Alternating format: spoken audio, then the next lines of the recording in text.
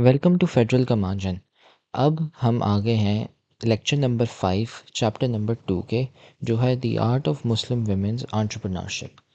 तो पिछले लेक्चर में हमने कवर किए थे हाइफन्स, और अब हम आते हैं मीनिंग्स पे। दो टाइप की मीनिंग्स हैं, डेनोटेटिव एंड कॉनोटेटिव। तो शुरू करने से पहले सबसे पहले आप चैनल को सब्सक्राइब कर लें, और अब हम हमें शुरू करते हैं। तो यार, दो टाइप सी मीनिंग्स होती हैं। सबसे पहले मीनिंग क्या होती है? मीनिंग का मतलब है मतलब, बस, कि यार ये चीज़ दी हुई है, इसका मतलब क्या है, मीनिंग ये होती है। अब मीनिंग्स के भी है ना, दो टाइप्स हो सकती हैं। एक है डेनोटेटिव। यहाँ पे लिखा हुआ है denotation is the literal meaning of a word. It's the definition you would find in the dictionary. For example, if you were to look up the word proud in the dictionary, a typical entry would read having or showing self respect or self esteem. That's the denotation of the word. Connotation refers to the emotions or ideas that you think of when you read or hear a word. Take the word proud again. While it has clear cut denotation, the word can have different connotations for different people.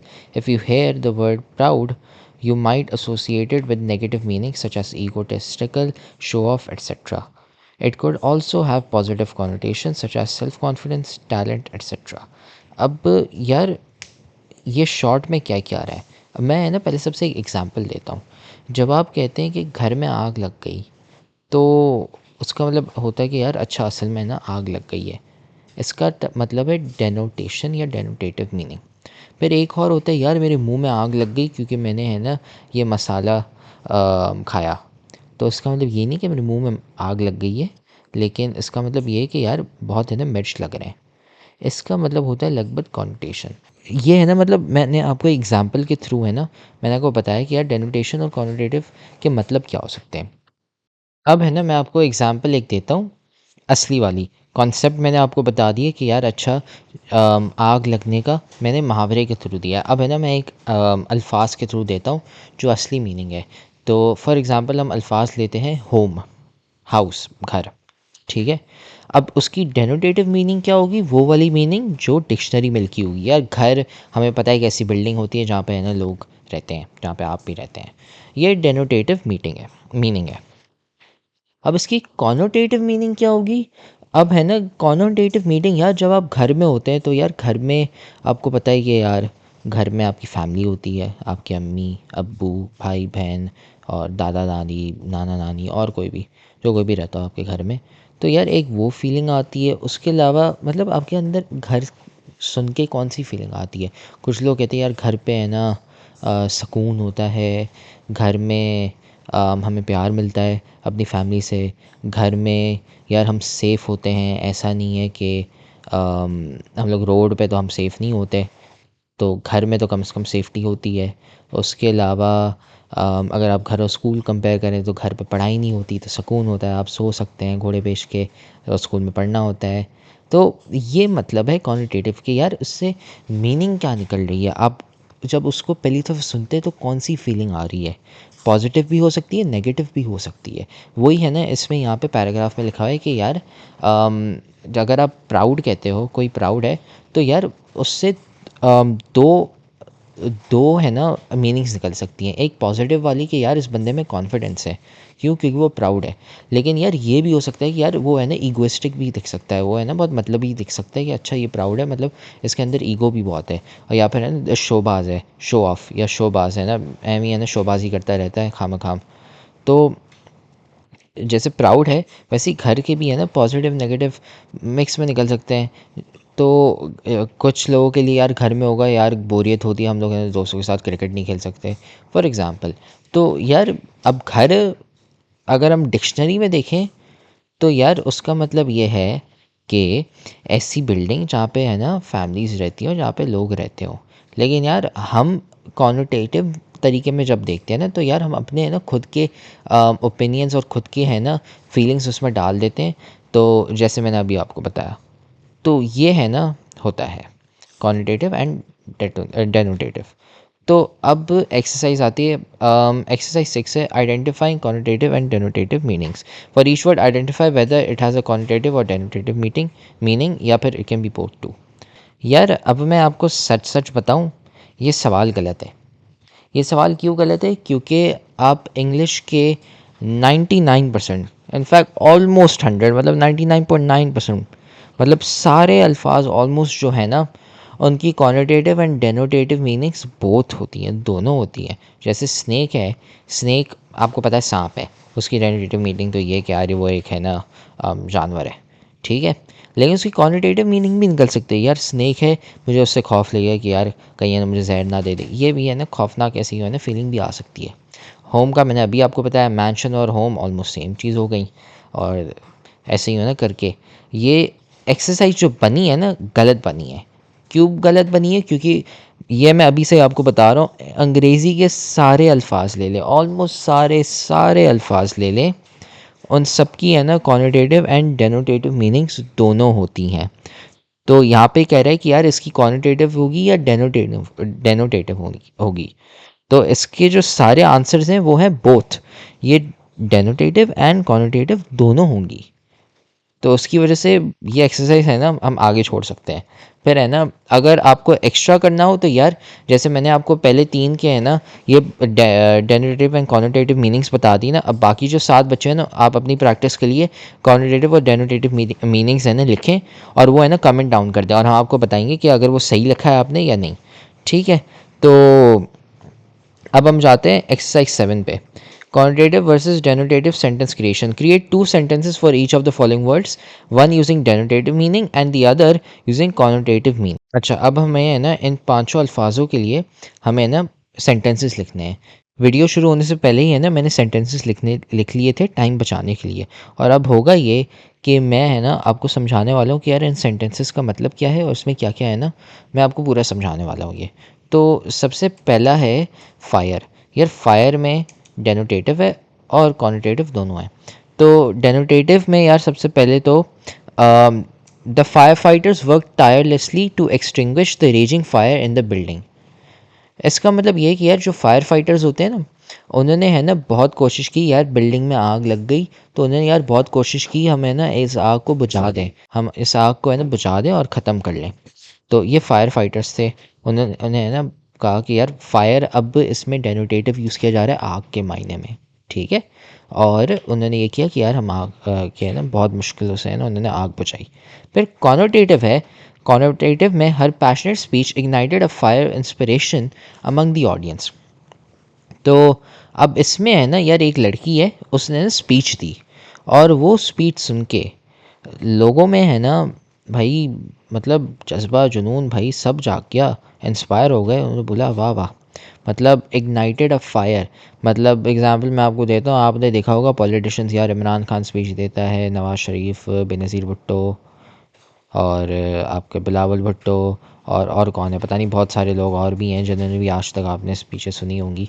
तो यार हर किसी की है ना आपने यार जब तकरीर या स्पीच सुनी तो यार आपको भी होगा लगा होगा शायद कि यार मतलब स्पीच बोलिए वाह वाह, मतलब भाई मतलब इंस्पिरेशन मिल गई, मतलब जज्बा जुनून भाई पूरा, मतलब मैं इंस्पायर हो गया कि भाई मतलब आंखें खुल गई मेरी।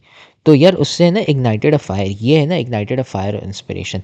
आग नहीं लगा रहे आपके ऊपर, बस ये है ना क्वालिटेटिव वे में ये किया जा रहा है कि यार मतलब जज्बा ही पूरा जगा दिया। ट्रांसलेशन अगर मैं आपको बताऊं, इंस्पिरेशन है ना फायर कर दिया आपके ऊपर। तो ये क्वालिटेटिव वे है। तो ये है फायर। फिर अब हम आते हैं स्टूडेंट। स्टूडेंट में एक तो डेनोटेटिव है और दूसरा क्वांटिटेटिव। तो अब है ना अब हम इन दोनों की देखते हैं। The student sat quietly in the classroom taking notes during the lecture.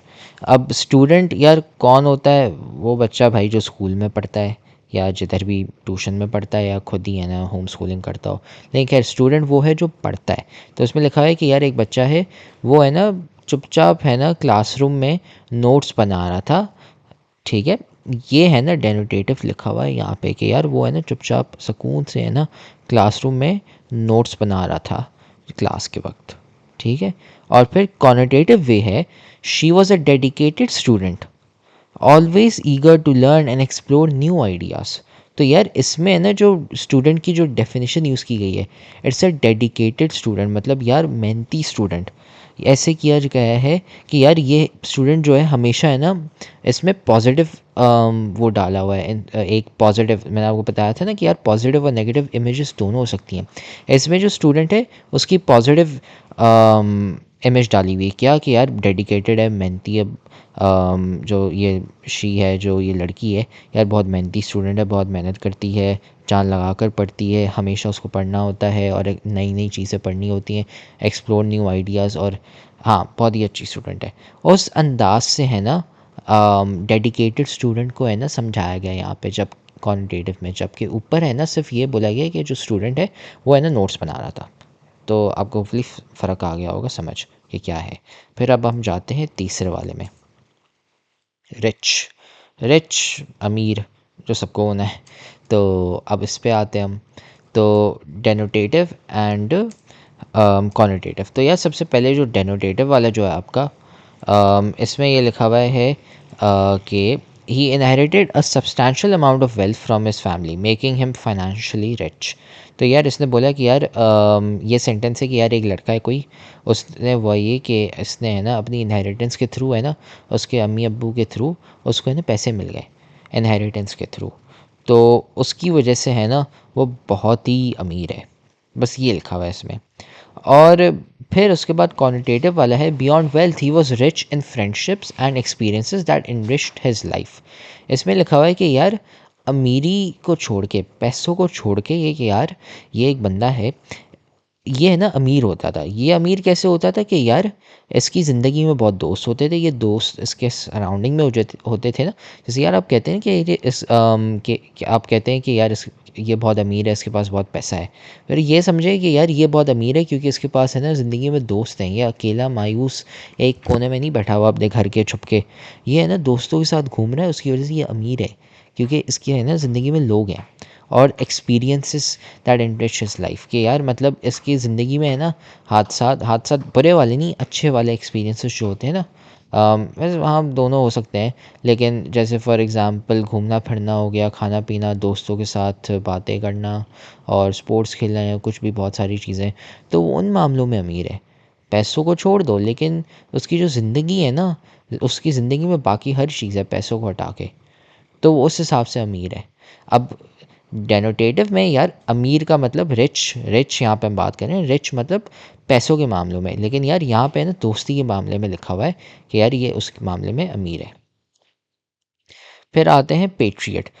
ठीक है, पेट्रियट, पेट्रियट का मतलब आप समझें अलग अलग होते हैं, लेकिन आई थिंक सो इसमें है ना पेट्रियट का मतलब है हीरो, कि वो बंदा हीरो है। तो सबसे पहले denotative, the soldier was known for his unwavering commitment to his country, he was a true patriot. तो यार सोल्जर जो आपके होते हैं, आर्मी वाले जो लोग होते हैं, तो यार ये बंदा है ना उसने अपनी कंट्री को सर्व किया आर्मी में जाके, and he was a true patriot. True patriot मतलब अ ट्रू हीरो या फिर एक कमिटेड बंदा।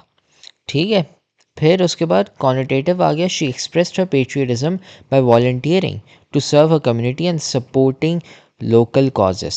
तो अब इसमें ने ये बताया गया कि यार ये जो लड़की है ना, इसने अपनी है ना मतलब पेट्रियोटिज्म दिखाई कि है ना कैसे इसने है ना ये किया कि उसने है ना कम्युनिटी को सर्व किया, मतलब है ना मे बी पैसे कलेक्ट किए लोगों के लिए, और फिर है ना चैरिटी डोनेशंस, खाना पीना वो बांटना, और भी बहुत सारे तरीके हैं, लेकिन हाँ लोगों की है ना ऐसे मदद की। तो ये है ना क्वान्टिटेटिव है इसमें। पिछला वाला सोल्जर का था, इसमें है ना सोशल सर्विसेज के थ्रू था, डोनेशंस चैरिटी और इन सब के थ्रू। फिर आखिरी वाले पे आते हैं, क्वीन। ठीक है, क्वीन में डेनोटेटिव जो है, डेनोटेटिव में the queen address the nation in her annual speech from the royal palace. इसमें क्वीन या शहज़ादी जो होती हैं, बस ये बोला गया है कि यार जो उनका महल होता था उधर से ना उन्होंने स्पीच दी, बस ये लिखा हुआ है इस सेंटेंस में कि यार जो हर साल एक स्पीच देते हैं ना, पता नहीं कौन सा ज़माना था, पता नहीं, खैर लेकिन हाँ अपेरेंटली होता ही है कि जो महारानी है वो हर साल हर साल स्पीच देती है अपने महल से। तो ये लिखा हुआ है। एक तकरीर देती हैं। फिर connotative, she was regarded as the queen of the fashion industry influencing trends with her iconic style. इसमें यार ये लिखा हुआ है कि यार ये जो फैशन इंडस्ट्री है ना, जिसमें आपने यार फैशन मतलब देखे होंगे काफ़ी, अगर आप अंग्रेज़ियों को ज़्यादा फॉलो करते हैं तो उसमें आपने देखे होंगे टेलर स्विफ्ट होगा, स्कारलेट जॉनसन और बहुत सारे। और पाकिस्तानी इंडस्ट्री की बात करें तो उसमें भी है ना काफ़ी हैं, आयशा हो गई और ऐसे बहुत सारे हैं। तो यार इसमें लिखा हुआ है she was regarded as the queen of the fashion industry, मतलब फ़ैशन इंडस्ट्री जो आपकी फ़ैशन वाली जो है ना, कपड़े मेकअप वगैरह, तो उसमें है ना वो मतलब क्वीन है। मतलब यार उधर है ना उसमें वो महारानी है। इसका मतलब ये नहीं है कि मतलब उसके ऊपर मुकुट पहनाया गया है ये सब। इसका मतलब इसका मतलब ये है कि यार इसमें है ना जो आपकी फ़ैशन इंडस्ट्री है ये इसमें बहुत ही बेस्ट है। मतलब ट्रेंड्स इसके जो मतलब इसके जो लुक्स हैं, इसके जो कपड़े हैं, इसके जो मेकअप हैं, मतलब ये बहुत ही अच्छे हैं कि यार हर कोई है ना वो ट्राई करना चाहता है। तो अब जैसे अगर आप भी कपड़े पहनते हैं तो वो भी है ना किसी और को देख के आप इन्फ्लुएंस हुए कि यार अच्छा मैं भी ऐसे ही पहनूं। वैसे ही है ना इसमें she is regarded as the queen of the fashion industry. हर कोई है ना उसका स्टाइल है ना ट्राई करना चाहता है क्योंकि उसके स्टाइल बहुत अच्छा है, उसके कपड़े एंड वगैरह। तो ये है ना हो गया आपका इससे कॉनोटेटिव और डेनोटेटिव के सेंटेंसेस। फिर अब हम आते हैं एक्सरसाइज 8 पे, choosing words for tone. Given different writing contexts, choose appropriate words with either similar और dissimilar denotations to convey specific tones. For example, special selects words to convey a formal, informal, positive, or negative tone in the given task. Create an informal social media post about a recent achievement. Write a negative. अच्छा ये exercise 8 है ना फालतू है यार। कोई भी है ना स्कैम आपके जो एग्ज़ाम होंगे उसमें नहीं बोलेगा यार आप फेसबुक की पोस्ट बनाएं, ये एमी है ना चवल दी हुई है यहाँ पे। मतलब तौबा अस्तगफार, ये करने की ज़रूरत नहीं है।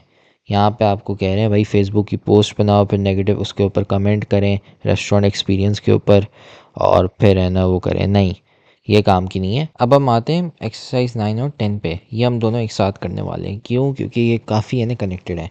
तो exercise 9, exploring similar denotations. Choose two words with similar denotations and use them in sentences where their connotations differ, and discuss the impact on the overall tone or messages of the sentences. फिर exercise 10 है, choose two words with dissimilar denotations and use them in sentences where their connotations align. Explain how the connotation of these words can still create a cohesive meaning.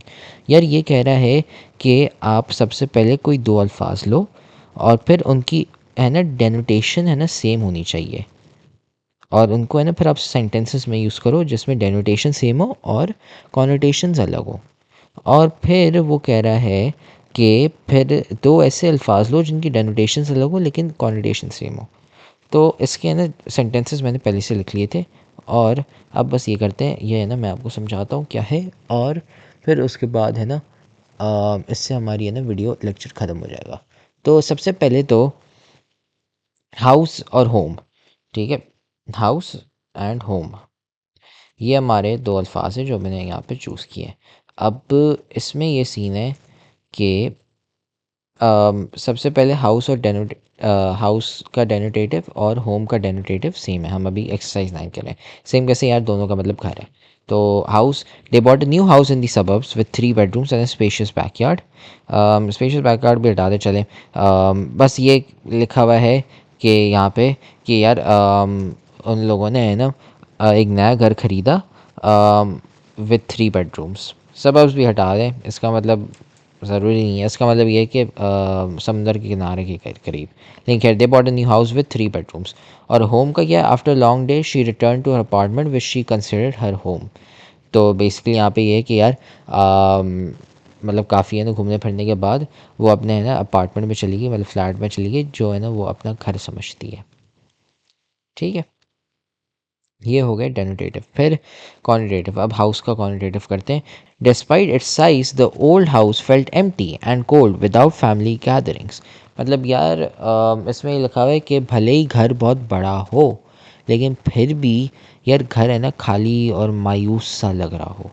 फिर उसके तो इसमें यार ये आ रहा है कि यार घर में होते हुए जैसे कुछ लोगों को घर में है ना प्यार ये सब मिलता है, यार इस बंदे को है ना अपने घर में बैठ के यार लोनलीनेस और है ना मायूसी मतलब है ना फीलिंग आ रही थी कि यार कोई और था ही नहीं घर में, कोई फैमिली गैदरिंग्स हो ही नहीं रही थी, भले ही बहुत बड़ा घर हो लेकिन यार वो मायूस फील कर रहा था, इसलिए है ना उदास था। और जब आप होम का कॉन्जिटिव पढ़ेंगे तो the cozy cabin by the lake was more than just a home, it was a place of peace and cherish memories. यार कॉन्जिटिव में यार जब मैंने होम वाला सेंटेंस लिखा है तो इसमें यार ये मैंने लिखा है घर जो मेरा है यार वो है ना सुकून वाली जगह है, वहाँ पे मतलब भाई सुकून है एक, और दूसरा है ना खुशी खुशियाँ हैं। तो अब क्वांटिटेटिव आप देख रहे हो उल्टा हो गया, भले ही दोनों घर हो, एक ऐसा घर है जिसमें मायूसी और आप है ना अकेले बैठे हुए हो और कुछ नहीं है, और दूसरा है उसमें यार आप ऐसे घर में हो जिसमें है ना मतलब सुकून है और आप बहुत ही खुश हैं। तो यार इसमें डेनोटेशन हमारी सेम थी लेकिन कॉन्टेशन अलग थी। तो ये हो गया हमारा एक्सरसाइज 9। अब हम आखिरी एक्सरसाइज पाते हैं, एक्सरसाइज 10, जिसमें ये था कि डेनोटेशन से अलग होंगी लेकिन कॉन्टेशन सेम होने वाली हैं।